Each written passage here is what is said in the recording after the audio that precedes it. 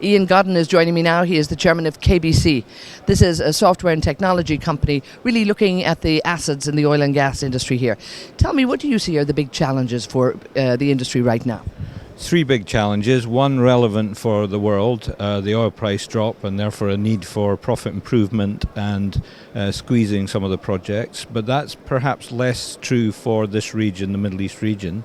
Secondly, skill base, operational skill base. There's a major shortage, not just in the world, but in this region for expanding the capacity they have and the ability to have good operators on the ground. And thirdly, the real shift in market dynamics, which needs very careful look, particularly on the downstream side of the oil industry. So those three big challenges for this region. It's clearly the operational skill base, the operational excellence, and the ability to recruit high quality people that's the big challenge that we see for our clients here. Now, what are your clients demanding on a day-to-day basis? What has shifted and what are they looking for from you? We traditionally have been involved very much with profit improvement, squeezing profits out of the industry over time. And of course, during an oil price downturn, that is very significant and remains a very important part of what we do and what they ask us to do. And that requires sophisticated software, operational software, and technologies continuing to be developed.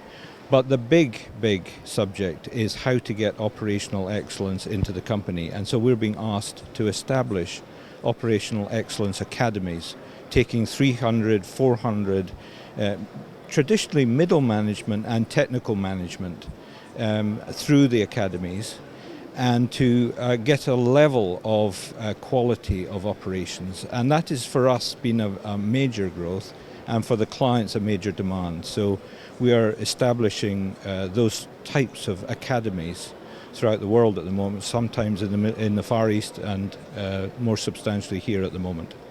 What can the industry do to actually attract more bright minds into this industry? Because I know they're doing that at a university level, sometimes at the sciences, and trying to encourage it, but it possibly needs to start a little bit earlier. Yeah, there's a big competition. Big data is the fashionable thing to go into now, not the oil and gas industry. And of course, the environmental issues put some people off. So there is, however, I think a desire and a need to re-establish the excitement of the industry. And I think there are ways of doing that where the traditional characters of the industry, the men like me in white shirts and ties and so on, need to get off their pedestal and attract in a different way. There is obviously, particularly in the West, the need for more women to come in to the industry. That has been happening.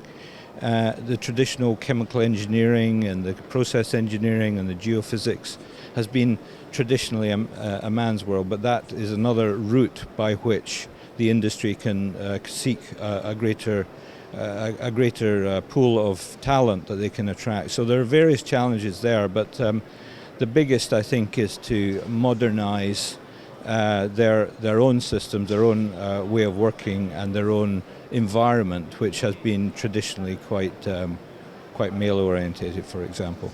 Are you encouraged in this region to see more of the ladies coming into the industry? And we've met quite a few engineers here, and even some field engineers, that many of the ladies in this region too. So it's some of those classes are actually graduating more women than the guys here in Abu Dhabi. But what would your word of encouragement be, especially to the younger male and female? In the end, it's merit that counts, as we know, and we have to aim for that. And we rely on the education system to give us, as it were, the opportunity to hire more women. But for us, the talent is the issue. And what's happening is that the operations people are finding it very important to have immediate post-university and post-education training, so that people are up to speed very quickly. In the past, there have been a tradition of work on the job, get your feet under the table for 10 years, and then come back to think about training.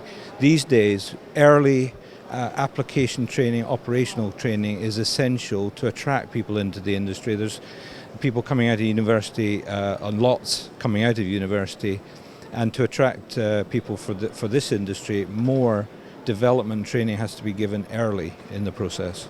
Now give me a feel for what these centres of excellence that you're going to be operating at and what KBC is going to do in cooperation with the industry.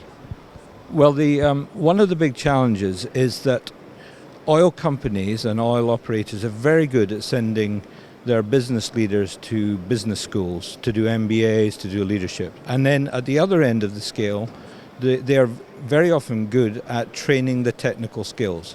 What we're finding and what we're being asked to do is the management of operations and the middle management in the company.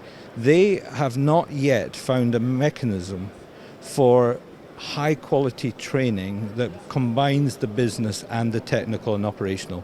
So we are putting together classes and year-long, 2-year-long on-the-job training for these middle management to get the best out of both business and technical.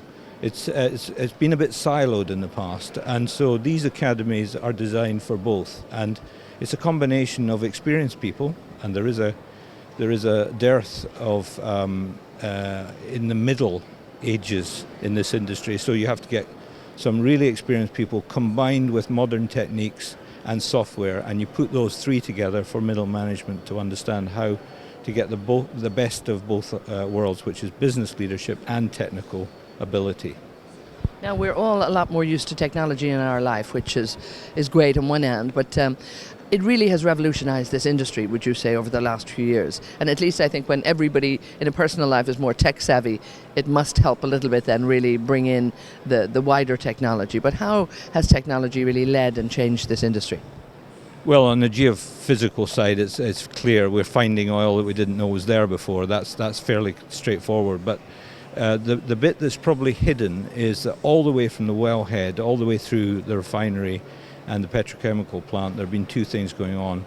The electronification phase is probably over, but what is the software and operational technical aspects of making it much easier to optimize, say, refineries or petrochemical plants, that is still got a long way to go. And that is what's producing somewhere between $1 a barrel and $5 to $6 a barrel of efficiency savings. And it's particularly important when the skill base is low that you have those, because otherwise sometimes you can't even produce properly. So it's a combination of operational excellence and the software that's going into the operations from wellhead all the way through the back end of petrochemicals. That's probably one of the unseen and unwritten successes of the last decade and the next 2 decades. So do you think some of the companies, maybe the smaller companies, need to be a bit more nimble and actually adapt to that and put more technology in place quicker to actually grow their business? Actually, I have to say, maybe I shouldn't, but I have to say that there's a lot of technology out there. It's a conservative industry, and the operators themselves rightly have to be very careful on safety because that is such a difficult subject. But my judgment is that the technology out there is sufficient to improve operations. It's the pace at which the oil operators themselves adopt it that needs to be accelerated. And whilst the suppliers have got a role to play in that, the main challenge, I think, is for the operating companies themselves to be more flexible and nimble in adopting new technology.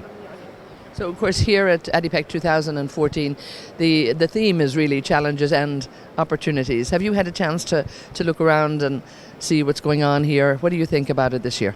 I think it's excellent. It's growing and growing and growing in importance, and it's clear to me that this particular conference and exhibition is reaching the point where it's not just a high-quality regional and